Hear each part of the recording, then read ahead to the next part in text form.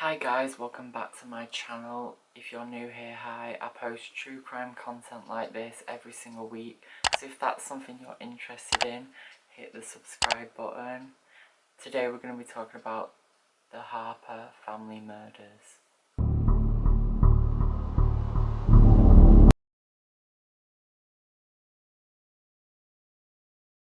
So today we're going back to Sunday the 6th of July 2003 in Bakersfield, California. So in the Harper family there was Joni Harper, her 3 children and her mother Ernestine Harper. Her children were 4-year-old Marquez Harper, 2-year-old Lindsay Harper and 6-week-old Marshall Harper. This Sunday was very important to the family because it was actually baby Marshall's first visit to the church. The family attended church, then went home to have a quick nap, and they were going to attend church again for the evening service. However, the Harper family never ended up making it back to the church. Whilst the family were asleep, an invader entered the family home and killed them with a .22 caliber handgun. On Tuesday the 8th of July, a family friend called Kelsey Spann was beginning to become worried about the family because she hadn't heard from Joni in a while. Kelsey had her own key to the house, so she decides to go over and check up on the family. She was going to let herself in, but as she walked around to the side door, she realised it was unlocked, which was quite strange. She walks into the house and at 7 AM the police received a phone call. The whole family had been murdered. Joni had been found in the bed laying face down with 3 gunshots to the head, 2 to her arm, and she had been stabbed 7 times. Next to her, under a pillow, was 6-week-old baby Marshall, who had been shot once in the head. Marquez was also found on the bed. He had 1 gunshot to the head, and it was found that his fingertips had been bitten through to the bone. I personally interpret this as him seeing what was happening. He was so scared that he put his fingers just in his mouth, and he'd bitten down on them to stop himself from screaming, but was so scared that he had bitten down to the bone. Lindsay was also found on the bed with her mother and siblings, and had 1 gunshot wound to the back. Ernestine was found alone in the hallway. She had been shot twice in the face, and she was found with a pistol laying next to her, and she'd been trying to protect her and her family. The first person the police suspected was Joni's estranged husband, Vincent. Joni and Vincent had been married in 2000, but had their marriage annulled just a year later in 2001. And this was because of Vincent's infidelity. In 2003, Vincent and Joni remarried, and that is when Joni became pregnant with baby Marshall. But this relationship didn't last long, and in April 2003, Vincent was no longer living with Joni and the children. Vincent was a vice principal at a local elementary school. He was a well-liked and respected man in the community. He was a Christian, and he had a degree from Norfolk State University and a master's degree from California State University. Vincent did not match the type of person who would kill their whole family, but the police still had a feeling about him and was still suspicious of him. Vincent had previously been married 4 times, 2 of which were to Joni.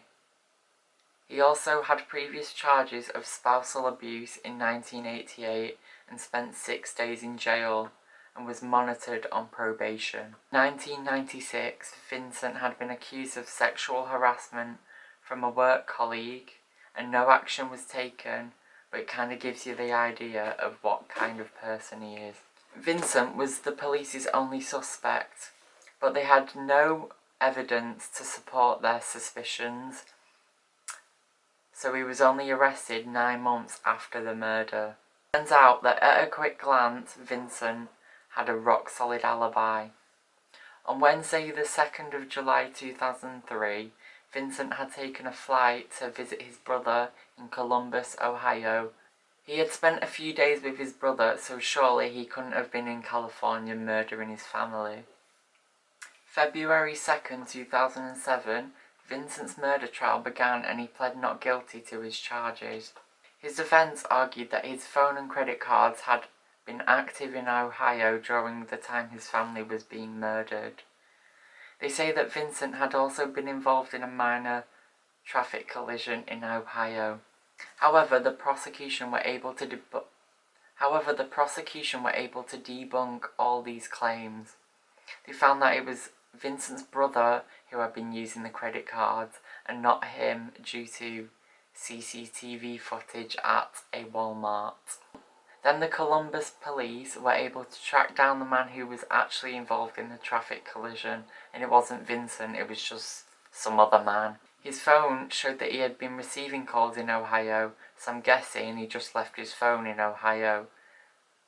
But I'm unsure how the prosecution were able to debunk this claim.